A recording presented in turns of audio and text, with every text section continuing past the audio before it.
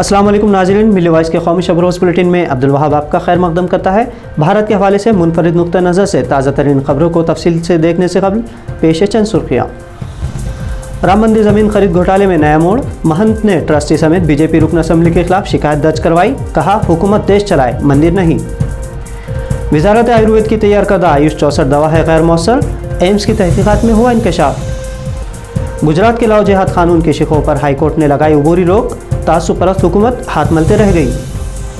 दिल्ली फसादात के दौरान जख्मी नौजवानों को ज़बरदस्ती कौमी तराना पढ़ाने वाले 3 पुलिस मुलाजिमीन की हुई शनाख्त। और कॉमेडियन नलिन यादव से इंतहा पसंदों ने जबरन लगवाए जय श्री राम के नारे, मुनव्वर फारूकी के साथ हुए थे गिरफ्तार।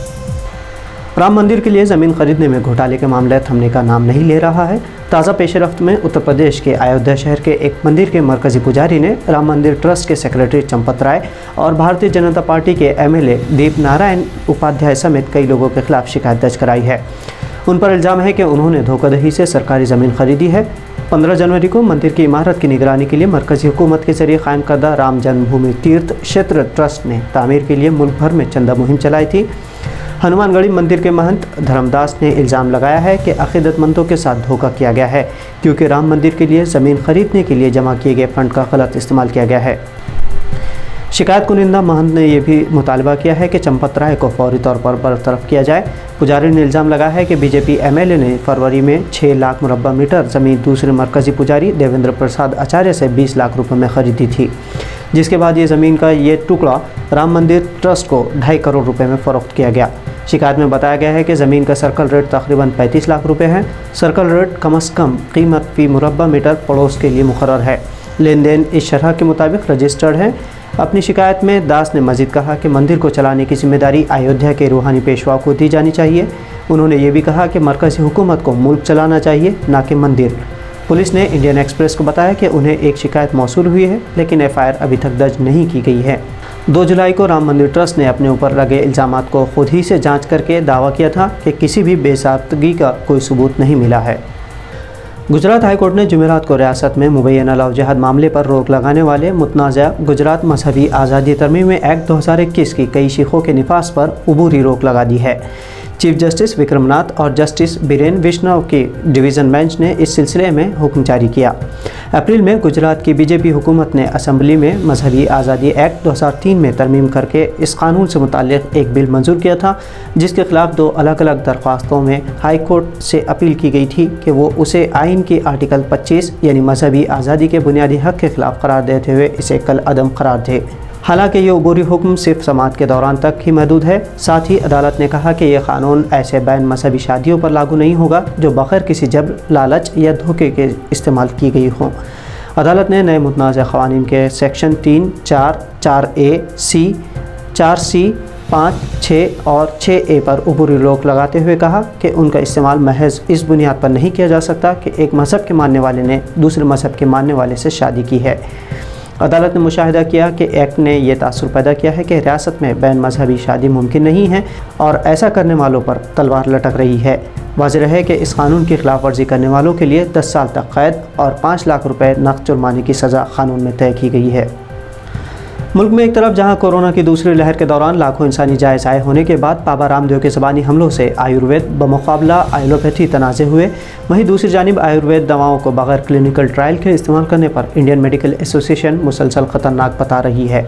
अब इसी तरह के एक मामले में एक नया मोड़ उस वक्त आया जब कोरोना से दिफा के लिए भारत के आयुर्वेद वजारत की जानिब से तैयार करदा आयुष 64 दवा किसी भी तरह से मौसर न होने की एक नई तहकीक में इंकशाफ हुआ है।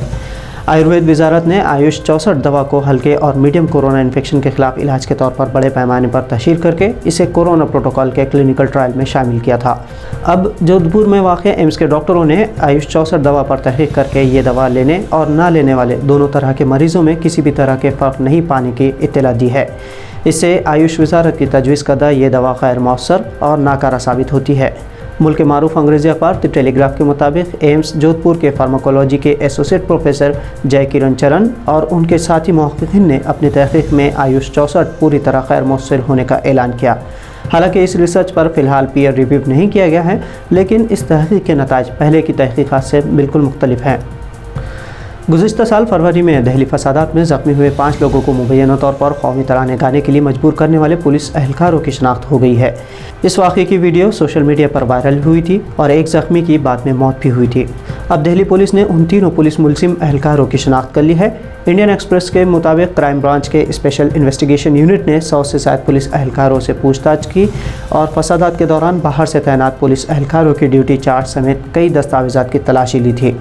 वाक़े के तकरीबन 17 माह बाद तीनों की शनाख्त हो गई है और एक सीनियर अफसर का कहना है कि रजामंदी के बाद तीनों पर लाइव डिटेक्टर यानी झूठ पकड़ने वाला टेस्ट किया जाएगा।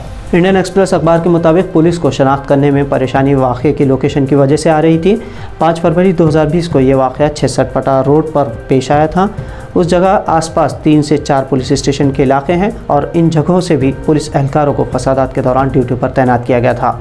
एक सीनियर ओहदेदार ने इंडियन एक्सप्रेस को बताया कि दूर से रिकॉर्ड की गई एक वीडियो में तफ्तीशकारों ने देखा कि एक पुलिस एहलकार के पास आंसू गोला बारूद यानी TSM है। अफसर ने कहा कि जब भी कोई फोर्स तैनाती के लिए जाती है तो एहलकारों को TSM उनके नाम के तहत जारी किए जाते हैं। तफ्तीशी अफसर ने इस इलाके के फोर्स का रजिस्टर चेक किया ताकि मालूम हो सके कि उस दिन TSM किसको जारी किए गए थे। एक एंट्री और फुटेज की बुनियाद पर एक पुलिस एहलकार की शनाख्त की गई, उसे तफ्तीश के लिए बुलाया गया और फिर उसके 2 साथियों को भी SIT समन जारी किया गया। कौमी तराना गाने के लिए जिन ज़ख्मी लड़कों को मजबूर किया गया था उनमें से एक फैज़ान नामी शख्स की मौत हो गई थी। हालांकि पुलिस का अव्वलीन फ़र्ज़ ये था कि उसे अस्पताल पहुंचाते, लेकिन पिटाई के बाद ज़मीन पर खून आलूद नौजवानों से मुलजिमीन पुलिस ने कौमी तराना पढ़वाया था। इसी माह अदालत ने दहली फसादात के दौरान पुलिस की गैर जिम्मेदारी से नाराज़ होकर दहली पुलिस पर 25,000 रुपये का जुर्माना भी आयद किया था। जनवरी में stand up comedian Munawar Faruqui के साथ इंदौर के कॉमेडियन नलिन यादव को भी मजहबी जज्बात मजरूह करने के इल्ज़ाम में गिरफ्तार किया गया था। अब यादव ने इल्ज़ाम आयद किया है कि उन्हें इंदौर में एक शराब खाने में जाने पर जय श्री राम और भारत माता की जय के नारे लगाने मजबूर किया गया। इंडियन एक्सप्रेस की रिपोर्ट के मुताबिक गिरफ्तार किए 1 महीने बाद जमानत पाने वाले यादव ने कहा कि गुज़िश्ता 12 अगस्त को जब वो एक बार में थे तब एक ग्रुप के लोग उनके पास आए और पूछा कि तुमने मुल्लों की हिमायत क्यों की, और उनके जेल में जाने वाले तनाज़े के बारे में भी पूछा। उसके बाद इंतहा पसंद ग्रोह ने यादव से ज़बरदस्ती मजहबी नारे लगाने मजबूर भी किया।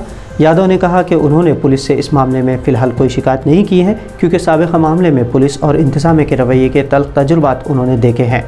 यादव फ़िलहाल दोबारा अपनी ज़िंदगी पटरी पर लाने के लिए जद्दोजहद कर रहे हैं और गिरफ्तारी के बाद उन्हें मज़दूर के तौर पर एक फैक्ट्री में भी काम करना पड़ा। तो नाज़रीन, ये थी मिली वॉइस की भारत से अहम कौमी खबरें। दीगर आलमी खबरों और तस्सीयों के लिए मिली वॉइस को सब्सक्राइब और फॉलो ज़रूर करें।